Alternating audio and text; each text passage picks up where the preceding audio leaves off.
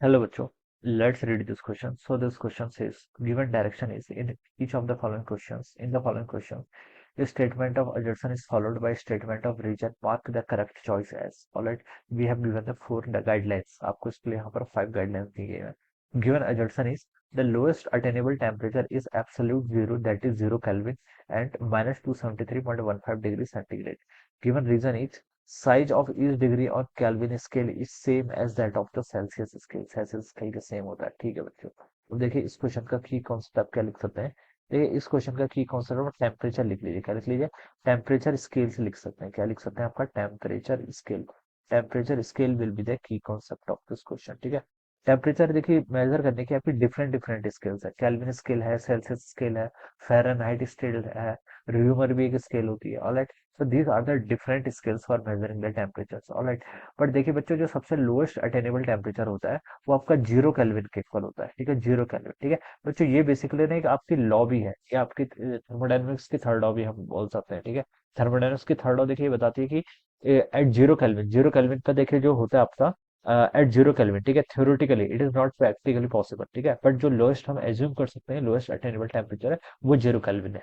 0 kelvin से नीचे नहीं जा सकता है. टेम्परेचर कभी भी केल्विन में नेगेटिव नहीं होगा. ठीक है. मिनिमम जो टेम्परेचर अटेन कर सकता है वो क्या होगा? 0 केल्विन. और 0 केल्विन को भी एक आइडियलाइज कंडीशन मानी गई है. ठीक है. कि इतना हो सकता है क्योंकि उस टाइम पर देखिए एंट्रोपी जो होती है ना यूनिवर्स की, जो एंट्रोपी होती है, एंट्रोपी किसके इक्वल हो जाती है आपकी? एंट्रोपी 0 के इक्वल हो जाती है. Which is not possible. Entropy कभी 0 के इक्वल नहीं हो सकती है. ठीक है. तो हम बता सकते हैं कि एट 0 केल्विन, 0 केल्विन का मतलब देखिए 0 केल्विन देखिए बहुत तरीके से हम इसको एक्सप्लेन कर सकते हैं. 0 केल्विन पे हम बता सकते हैं ना कि थ्योरेटिकली जितने भी आपके मोशंस होते हैं. ठीक है. जैसे कोई मॉलिक्यूल्स है, मॉलिक्यूल किसी भी टीम में किस टाइप के मोशन हो सकते हैं?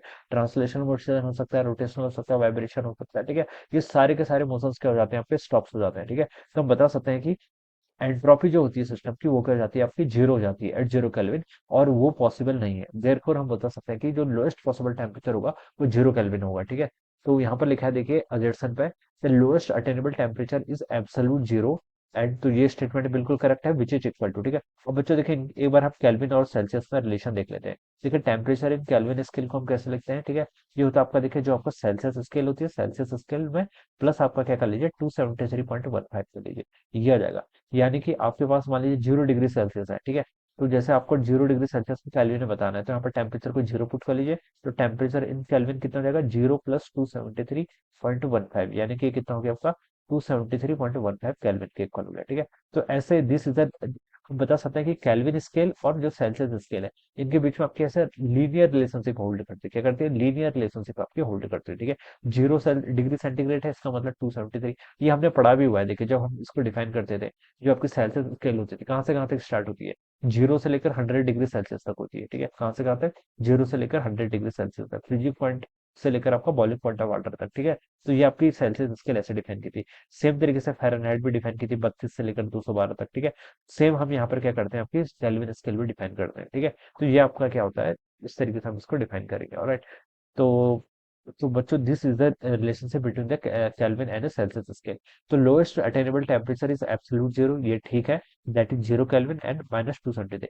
0 केल्विन देखिए अगर मैं इस एक्सप्रेशन में 0 पुट कर दूं यहाँ पर. ठीक है. तो टेम्परेचर इस सेल्सियस में कितना होगा? देखिए ये आपका 273.15 के इक्वल हो जाएगा. और ये फिर आपका लेफ्ट साइड चला जाएगा तो -273.15 हो जाएगी.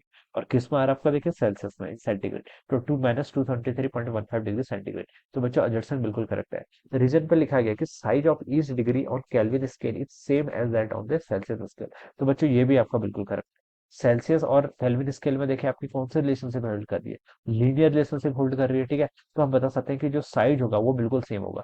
जैसे अगर मैं 1 डिग्री सेल्सियस बोलूँ तो उसको केल्विन में कैसे लिखेंगे? 273.15. ठीक है. तो 1 सेल्सियस में चेंज किया, केल्विन में भी आपका 1 का ही चेंज आया है. ठीक है. 273 से 273.15 से 274.15 हो गया, यानी कि 1 का चेंज आया. और सेल्सियस में भी हमने 1 का चेंज किया था.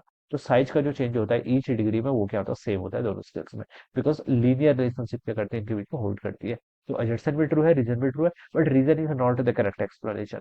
जो करेक्ट एक्सप्लेनेशन है वो हम थर्ड लॉ ऑफ थर्मोडायनेमिक्स से डिफाइन करते हैं. ठीक है. लेकिन ये इसका रीजन एक्सप्लेन नहीं करता है. ठीक है.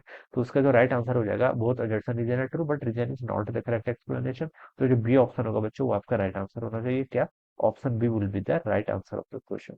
So I hope you all understood this concept. All the best and thank you so much.